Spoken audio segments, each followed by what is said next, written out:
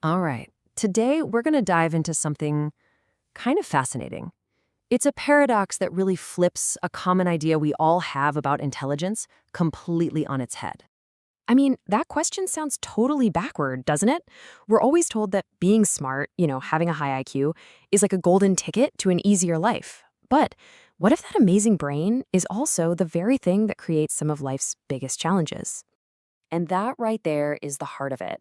Society looks at intelligence and sees this clear path to success. But for so many people who live with it, the reality is this constant, really complex battle happening on the inside. Okay, so let's really break this down. On one side, you've got the myth, right? The big expectation from everyone else. And on the other, you have the much quieter, often hidden reality.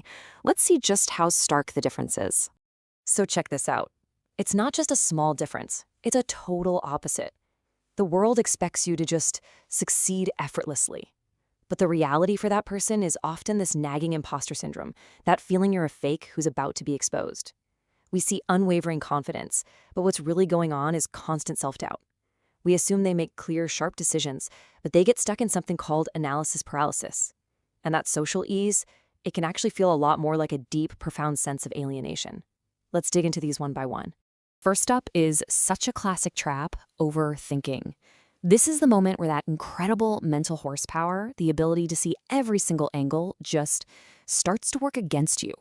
It goes from being a superpower to a cage you've built for yourself. And here's the term for it: analysis paralysis. It's not just about thinking a lot. No, it's about thinking so much that you literally get stuck. Your brain just keeps generating possibilities, weighing pros and cons, until the sheer amount of data makes it impossible to move. You're paralyzed. And this just lays it out so perfectly. It starts with something ridiculously simple, right? Like, what should I work on first? Then the brain just kicks into hyperdrive, spinning this web of endless possibilities. You're not choosing between A and B anymore.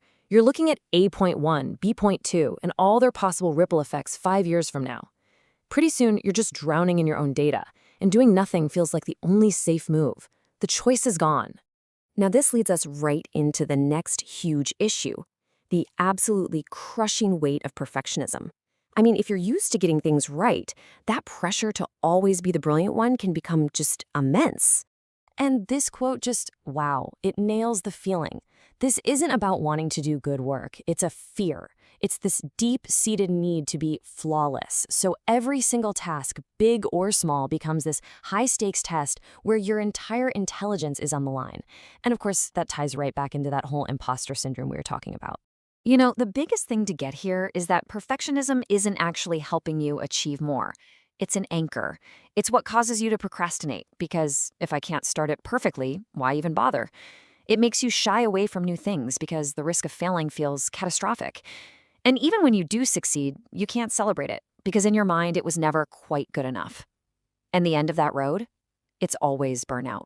So beyond all these internal battles, there's a third major challenge. And that's just trying to navigate the social world. When you think differently, it can often leave you feeling like you're on the outside of everything, just looking in. It's this feeling of being just a little out of sync with everyone else. You might be processing a conversation 5 steps ahead, or you get hung up on a detail no one else seems to notice. This kind of mismatch can create this quiet, constant hum of loneliness. And let's get specific about where that comes from. You know, small talk can feel physically painful when your mind is just craving depth. Your hobbies might be so specific that finding someone who gets it is a real challenge. And sometimes, without even meaning to, the way you talk or how intensely you focus can come across as intimidating to people. But at the core of all of it is this deep human need for real connection. And when all you get are surface-level chats, you're just left feeling completely misunderstood. Okay, so we've looked at all these struggles. Where do we go from here? The key, really, is to completely reframe how we see intelligence. It's not just a thing you have, it's a skill you have to learn how to manage. This is the big shift in thinking. Imagine your mind is like a ridiculously high-performance sports car. If you don't have a skilled driver behind the wheel who knows how to handle all that power, you're just going to spin out of control. Self-awareness, that's the skilled driver. It's knowing when your mind is starting to redline into overthinking or perfectionism and knowing how to ease off the gas.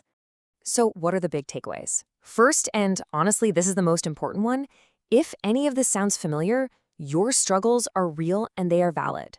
Second, start to get good at spotting these patterns in yourself. When are you overthinking? When is perfectionism taking over? And finally, start to embrace this new idea. True intelligence isn't just IQ points.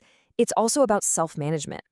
It means learning that your mind is an incredible tool and you are in charge of it, not the other way around. And that's really the thought I want to leave you with.